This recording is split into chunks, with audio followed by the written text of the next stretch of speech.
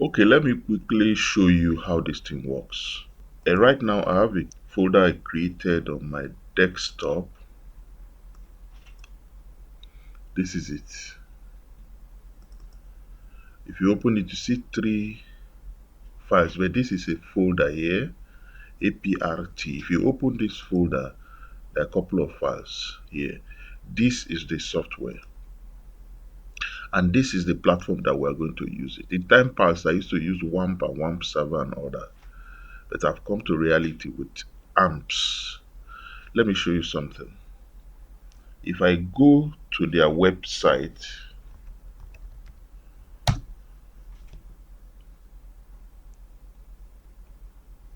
so that you know exactly how to get the software, because it's a little bit high, 116 megabyte. It will be too high for me to just send it to you.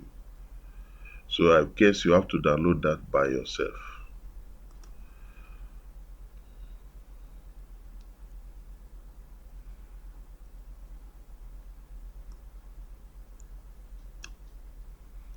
Okay, the browser, and I'm going to type amps.com.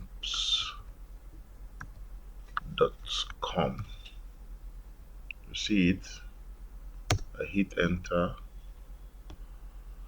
It takes me to their website. As you can see, they say it's a complete stack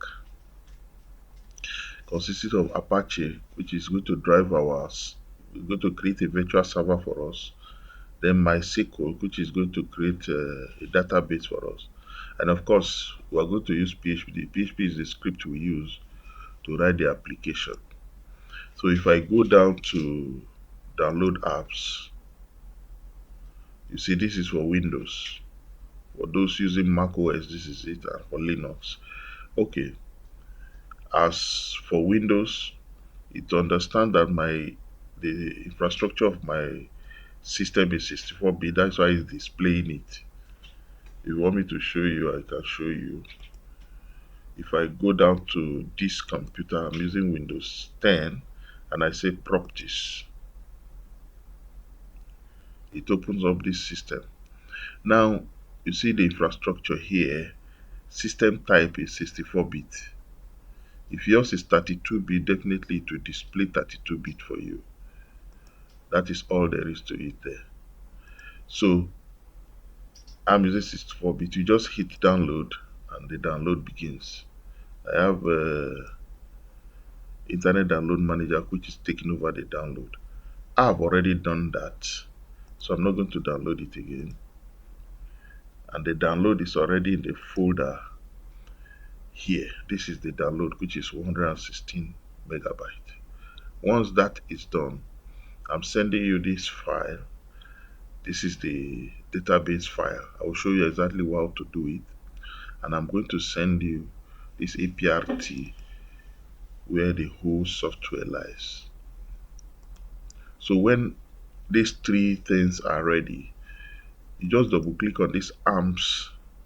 The 3.9 version is what I'm using, which is the latest version as at this moment that I'm recording. I say yes. Let me minimize this website too. Okay, I click next. I think that is all you have to do. Everything is next. Next.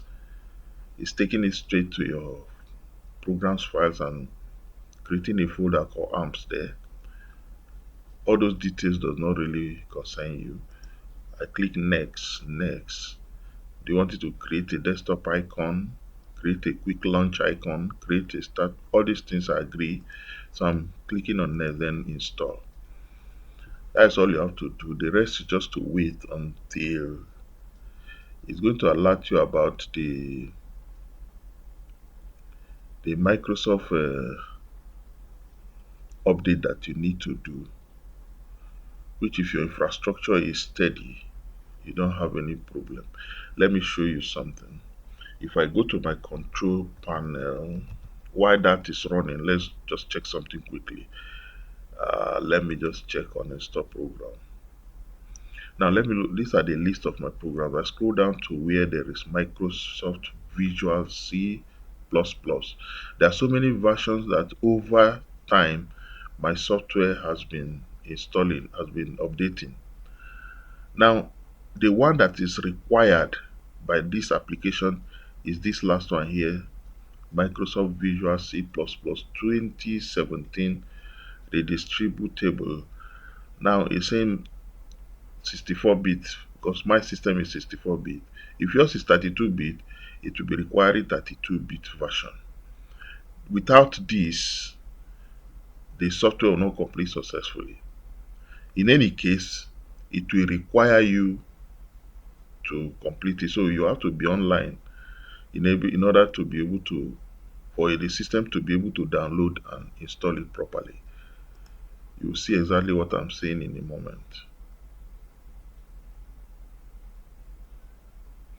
Okay, now because it sees the version that I already have, which is exactly what it needs, it's asking me what do you want, what do I want to do. If it was not installed already, it would have asked you to install it. But right now it's asking me do I want to repair or do I want to uninstall it and whatever. But right now I know that the version of Microsoft Visual C++ that I have is alright. So I'm going to close. Are you sure you want to cancel? Yes. So that is all there is right now. And I don't want to just launch it direct from here because I want to launch it as an administrator. Okay. All right. Right now I'm going to bring it up.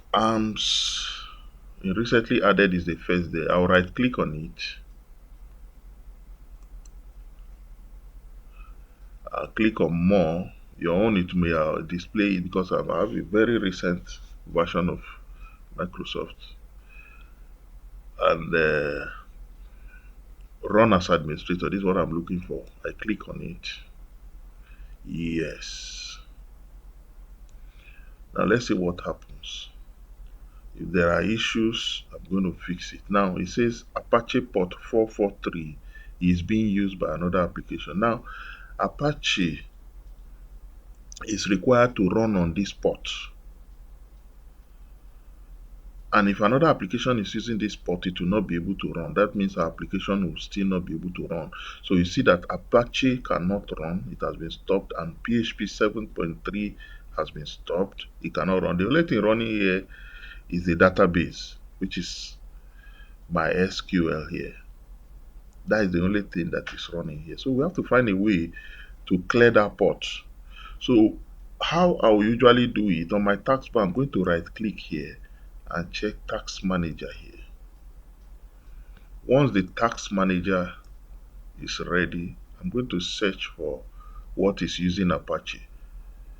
Well, I'm not interested in whatever is using Apache. Since I've seen the HTTP server here, I'm going to click on it and say end task. Right? I see another one here and I'm going to end the task.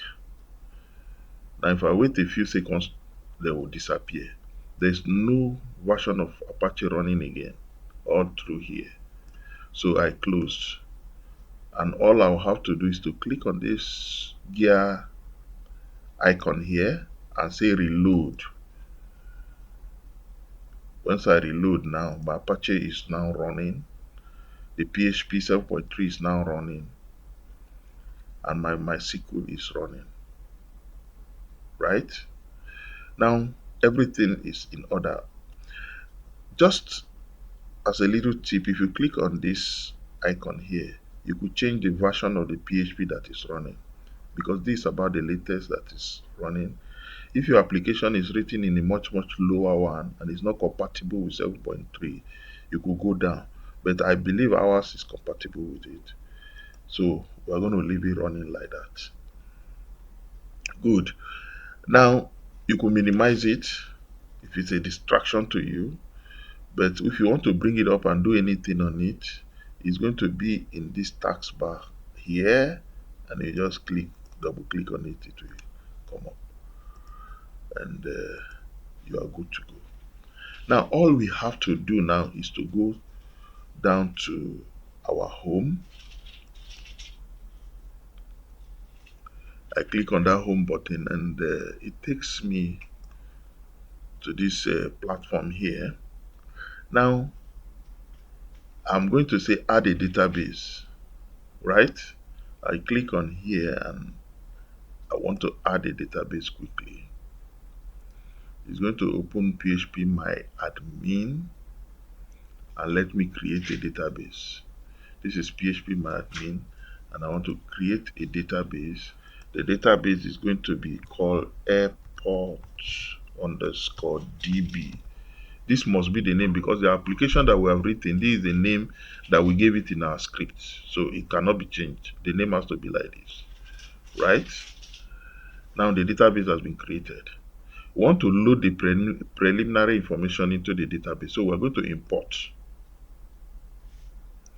And this is where we choose the file.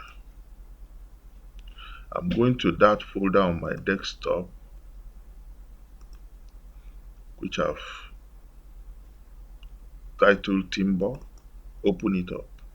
Now this is the database that we're going to load. Airport underscore db.sql. Double click on it, it enters. And all you have to do is scroll down and click on this go. You wait, let it load all the information into the database.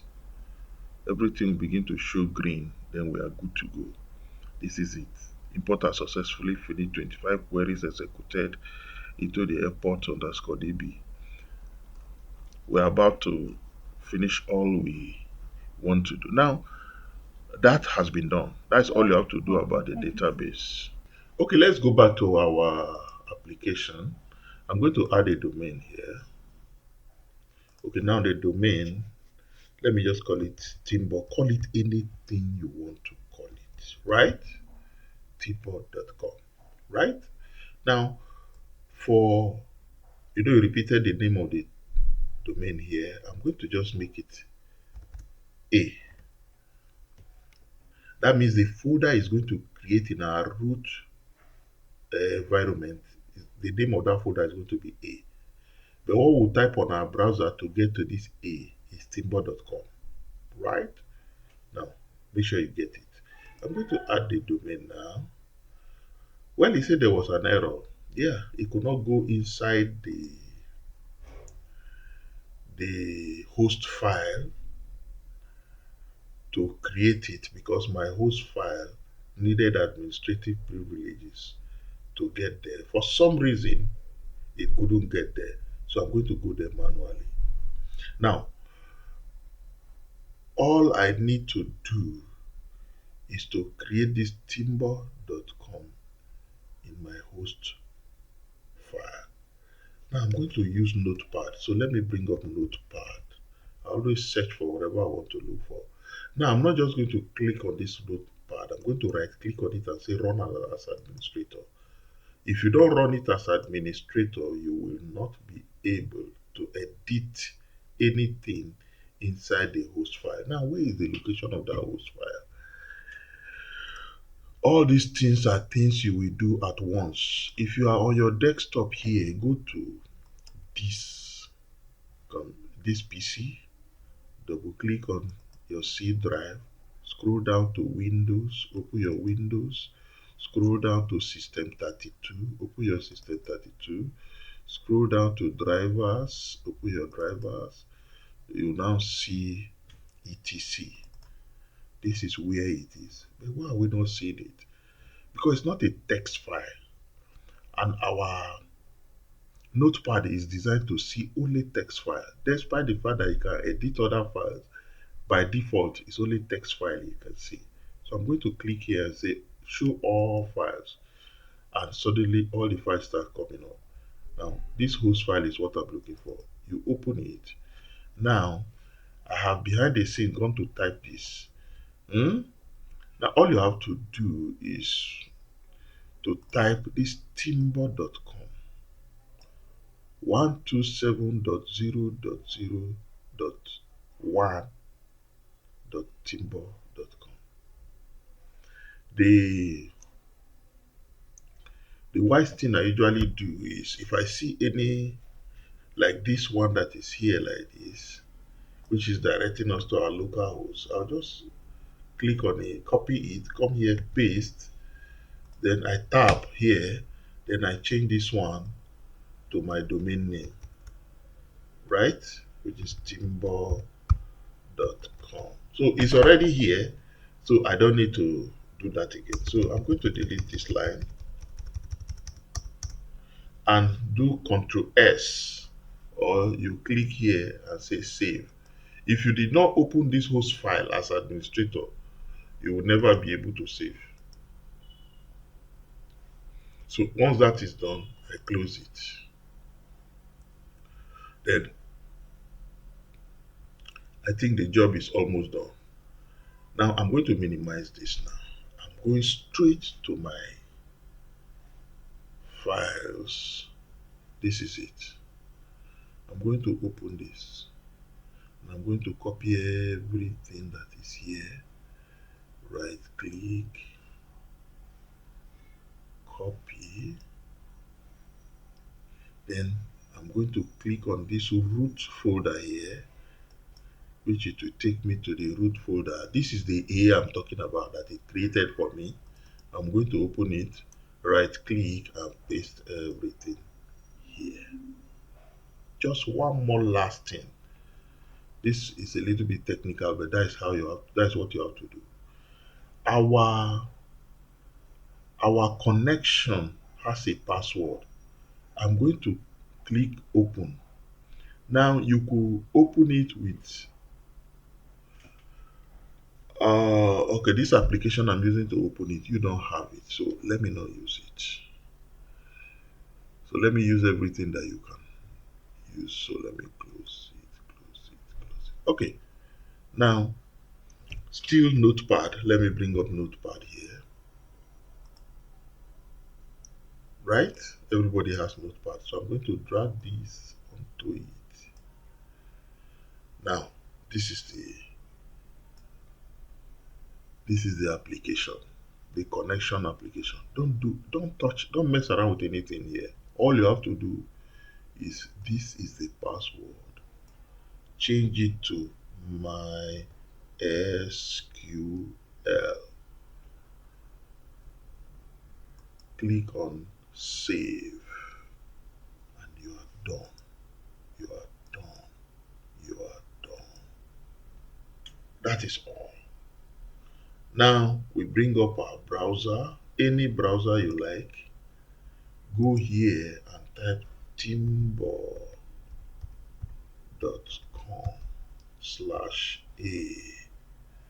You hit enter and your application is running.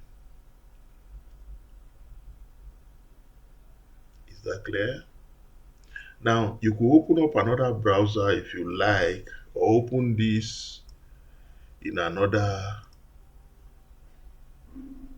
place and type Timber. There are two ways to get to it. Now, if I say timber.com/a, it's still going to, oh, I say AA. So it's not seeing any AA. So A. All right. Now, every browser can see it. But what I'm looking for here is here you have to say add.html.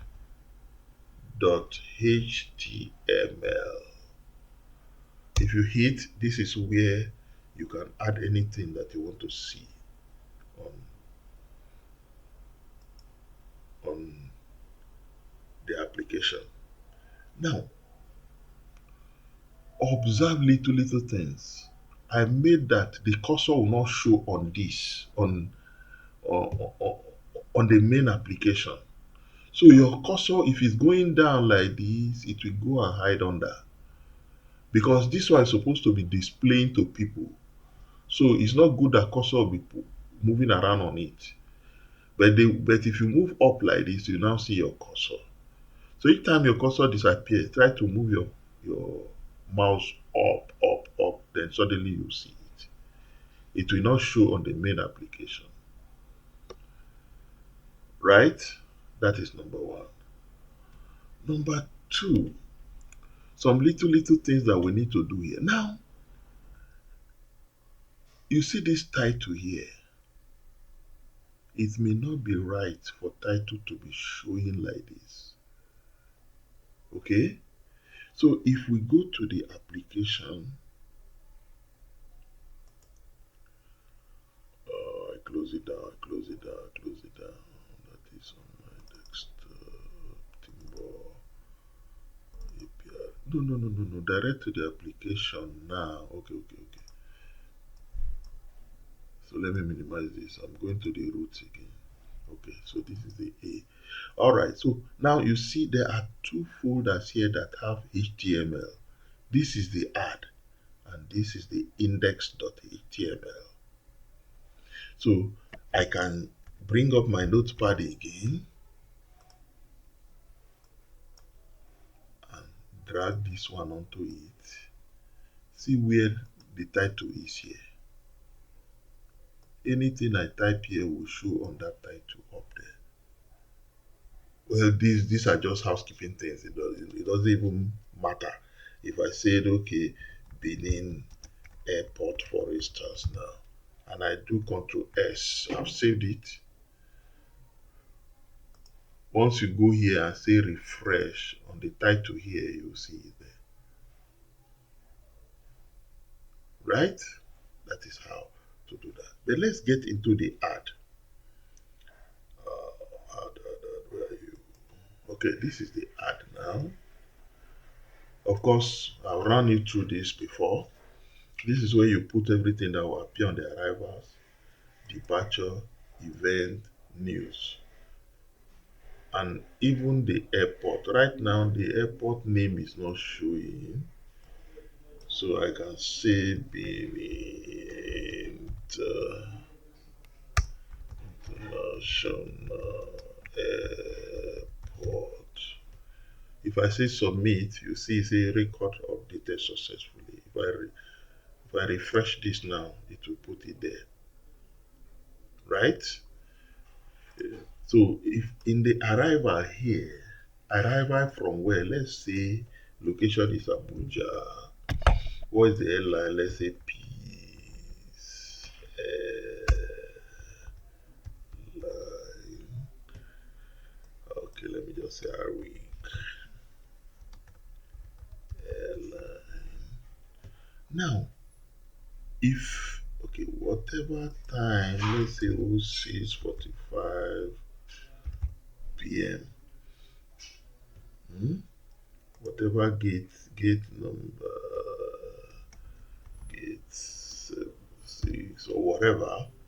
If I put any remark, I can say 5 minute delay, and I click submit.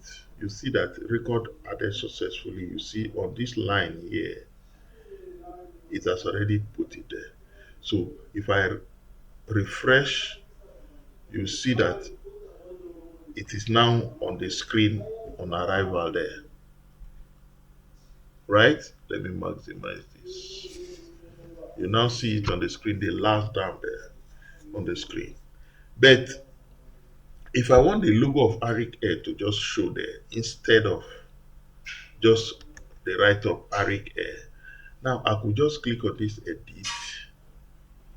First of all, before I click on edit, let me search out for arikair.com. Am I online? No, no, no, not.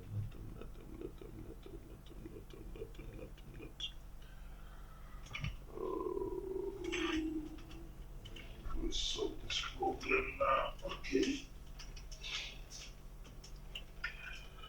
Okay, let me just connect online. Okay, I have to be sure that I'm online. Looks like I was not, but right now, arikair.com.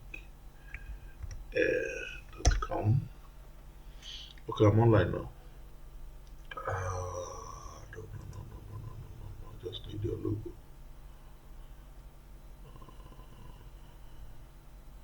Okay, there's this snipping tool that Microsoft gave us along with their Windows, which we can use to capture anything. This is what I need, just the logo. Yeah. Save as. Excuse me, I'm still going to that my desktop Timber. I'm calling it Arik. Save it there. I don't know. I don't know. Let me just say for peace. Peace. Airline. I don't know the name of their website actually. Peace. Where the flypeaceair.com. Okay, okay, okay. This is okay. Let's just look out for Peace O2 so that our demonstration can just be straight up as we are going.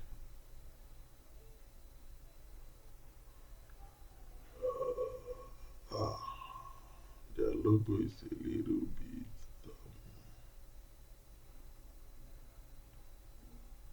How do I do this now? Okay, where are you slipping to? New. Should I take everything here?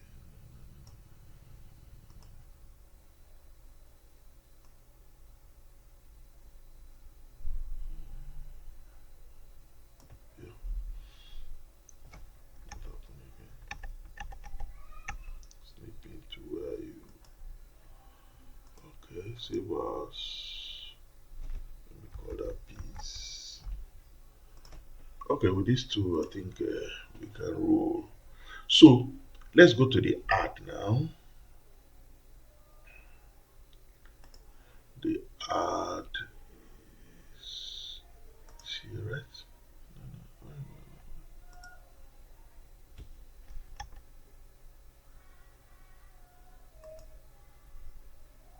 Okay, this is the arrival. Okay, we had Arigela here. I'm going to edit it. Okay, so I say choose from here. I'm going straight to that desktop, Timber, and see Arik here. I'm going to put it there and save it, submit. It will now put it there again. But time I refresh, Arike becomes the logo. Okay, if I go now to the departure, okay, let's depart Lagos. Let's see, airline, peace.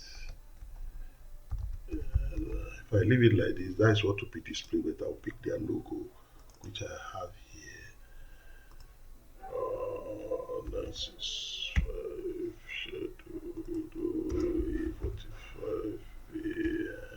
Get to mark, loading mark for now. I could see that it has loaded it here. When I refresh up here, it's going to put the logo instead of the name. So also for the event, what about the event? At 0800 AM to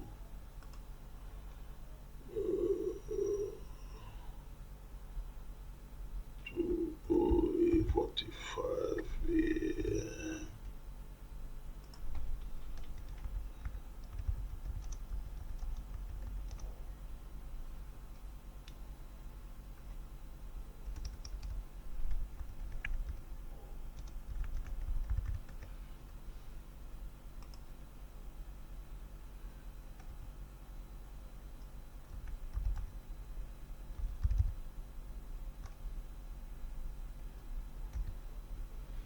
You submit. Once that is displayed, you see that at 8 o'clock to 8:45 there will be a meeting of farm managers at the boardroom 3. Whatever event that's going on, it could be displayed there. Okay, let's go to news. I've already deleted all the news 1, news 2, news 3. Now we could say, okay, there's a news called due to.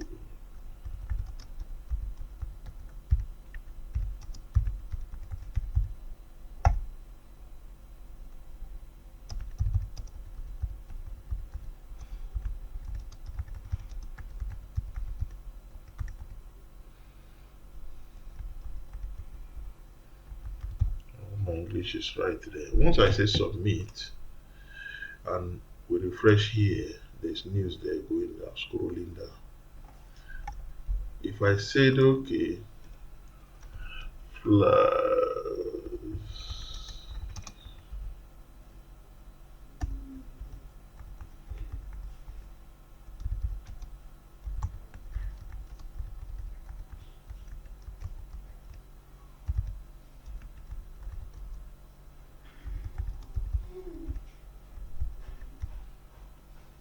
submit to, so it's scrolling there. But there's something significant I want to show you. Now, you need to have just a little bit idea of HTML, hypertext markup language. That is the language of the web. That is what the language the browser understands. And this application is running in the browser. Most applications now run in the browser. So you need to just, it's just a preliminary language that if you say, okay, strong in that language means make it bold, right? And anything you start with, you have to end it with two. If you start anything with less than, close it with less than. Now, if you say this is my starting strong, there will be a closing strong. Now, anything you put in between this strong is going to be displayed as that thing. Like all these ones that are scrolling down here, by the time you put anything, that one will now be bold. If I say, okay, put breaking news here like this, and I enter it, it's going to display it as breaking news. Let me copy it because I'll still need it. If I submit it like this and I refresh, the breaking news is going to come out bolder than the remaining write up there. So, having known that, we want to take advantage of that HTML and put our style inside the HTML tag. Uh, and say, okay, we want to even temper with the color. This is color now. And the color we want to give it here should be red. We are removing this. And we are saying put a red color of that breaking news. By the time we submit it, it's going to be in red. And by the time we refresh it, that one will come out in red, even without the tag. It's a command we can give inside our application there that can tell how things are displayed here. So this is basically how to go about using this application, right? Now,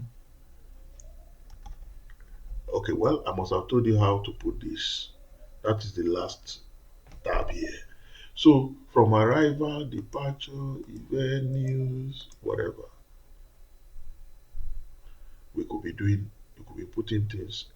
And mind you, in a network environment, this ad, this ad can even be on your phone, can be on your phone and you're adding it and the thing is refreshing.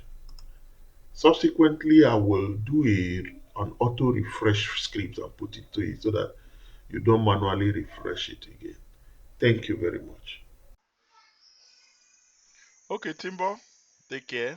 I'll see you some other time. Your report is ready. I'll send it along. I'll give you an online copy too. So, my regards to everybody. Bye bye.